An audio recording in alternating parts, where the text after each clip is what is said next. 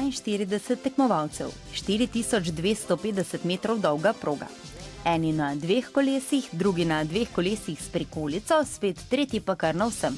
Zakaj gre? Za zadnjo dirko v državnem prvenstvu s starodobnimi motocikli.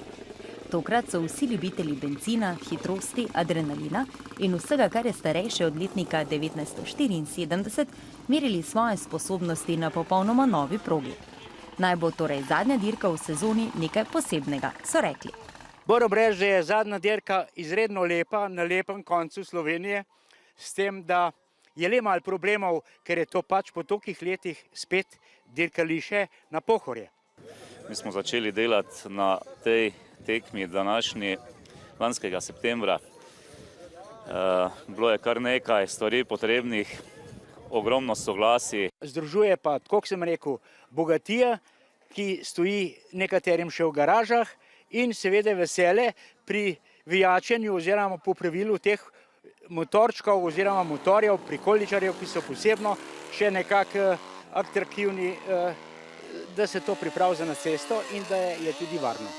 Koliko je varno, presodite sami. Prepuščamo vam tudi odločitev o tem, ali bi se preizkusili v tovrstni športni aktivnosti. Vsekakor pa potrjujemo eno.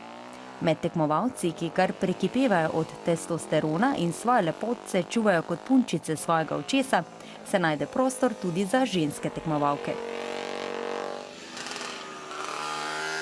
Anuška, danes ste tukaj tekmovali v bistvu 2 ženski. Kako med vsem testosteronom uspeti žensko energijo? Ja, čisto enostavno, proba se čim bolj približati moškim, kot to probamo že skozi in moraš imeti malo žilce, kar se tega tiče, tako da mislim, da kar gre. Jaz mislim, da imamo to v krvi, ker drugače se ne spravaš na motor ali pa na kaj drugega. Moraš biti adrenalinski in ima vsaka ženska to v krvi, mislim, da ne. Kako lahko torej vožnja z starodobnimi motocikli postane del življenja, postane del srca in del duše? Čisto enostavno, moraš imeti za hobi. In ker so ženske kljub vsemu še vedno ženske in moški ostajajo moški, ki vedno in povsod hočejo biti prvi, je bil najhitrejši Jernej. Kaj je torej ključ do uspeha na starem motociklu doseči tako dober rezultat in biti najhitrejši na v bistvu prvi tekmi na tej progi? Ja, predvsem je treba motor fajn pripraviti. To se pravi, da je kar nekaj časa preživeti v delavnici, pa probavati, pa nismo pač profesionalci, smo amaterji, ampak se trudimo, pa včas rata enemu, včas pa drugemu.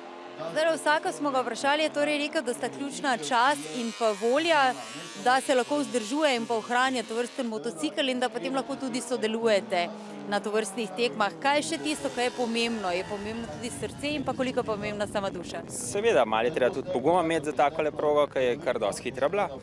Seveda pa časa veliko, pa tudi nekaj denarja gre.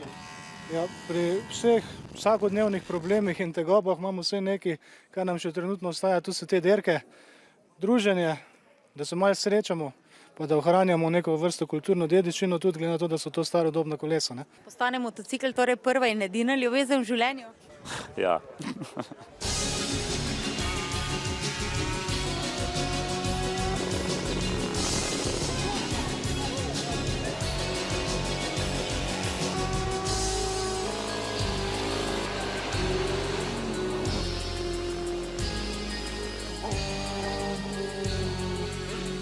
Ne se torej čuditi, drage dame, če bo vaša boljša polovica v prihodnje zadovoljstvo iskala le še v garaži.